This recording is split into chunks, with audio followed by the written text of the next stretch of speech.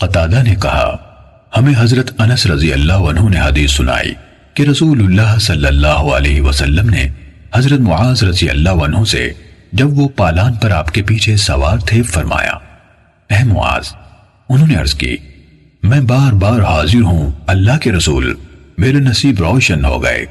نبی صلی اللہ علیہ وسلم نے پھر فرمایا اے معاذ، انہوں نے عرض کی میں بار بار حاضر ہوں اللہ کے رسول، زہ نصیب۔ پھر آپ نے فرمایا اے معاذ، انہوں نے عرض کی میں ہر بار حاضر ہوں اللہ کے رسول، میری خوش بختی۔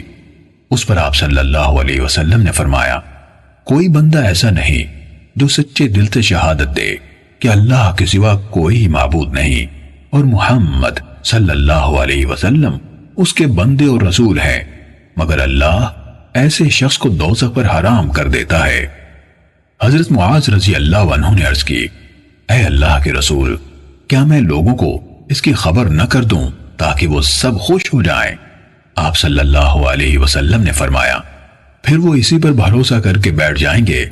چنانچہ حضرت معاذ رضی اللہ عنہ نے کتمان علم کے گناہ کے خوف سے اپنی موت کے وقت یہ بات بتائی۔